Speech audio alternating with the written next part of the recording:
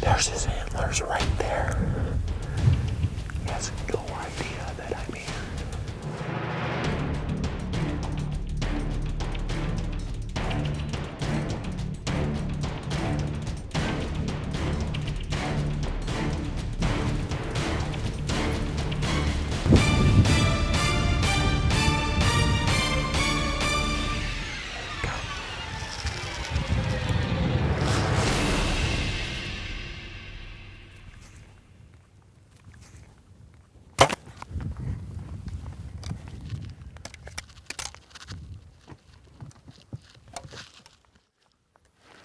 What the hell happened?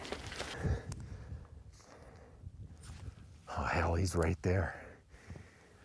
Hey folks, Randy Newberg here, and we're doing another one of our episodes called Pivot Points. And the crew has picked out a whole bunch of them. They want to know, hey, what was the pivot point here? Because some of these go way back to the On Your Own Adventures days, and this is one of them. So this hunt happened in western New Mexico. I'd drawn a tag in a unit that had a lot of grassland, pinyon juniper mix, and a lot of broken rock and cliffs and ledges. So we're sitting there and we're looking to the southeast, and there's this big cliff that comes off the grassland and creates a mesa. And I'm looking through my binos and I'm like, those look like elk antlers. And I get out my spotting scope. I'm like, Troy, look at that. There's a really nice bull in there. I can spot and stalk, and I can get an archery range of that guy. One of the things that is always a danger, right? When you go out of view of elk, they're out of view of you, so you don't know what they did.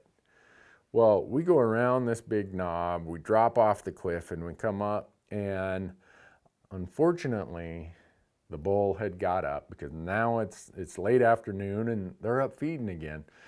I told Troy, I said, you know, if they're using these rock cliffs like this in this really hot weather, I bet you we can shoot one. If we can find them before they get up out of their beds, they will stay in their beds.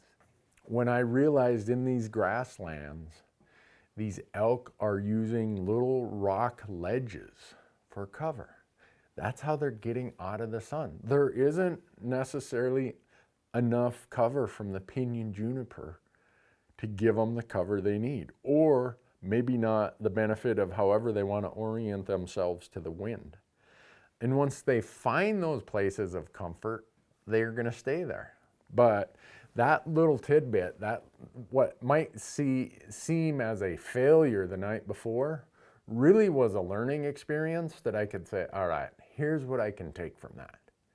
If I can find an elk that beds in one of those spots in the heat of the day, I know he's going to stay there long enough that I can get a stock on him. Little did I know that that bull would stay there as long as he did and would let us get as close as we did. Well, it lucked out. And that was really the pivot point of this hunt. Sometimes you think an encounter that didn't work out is a failure. Very often, it's a clue that's going to give you success the next day or the next day or the next day or the next hunt.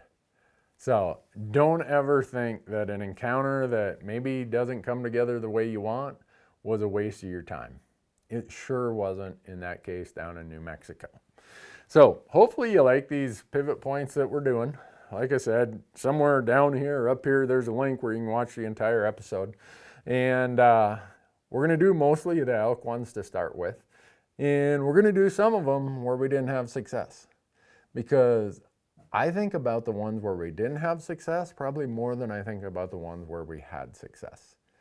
And I want to focus on the ones where I don't have success because those are learning moments. Those are the times where I really go to school on what mistake did I make, whether it's in my setup, my approach, my stock.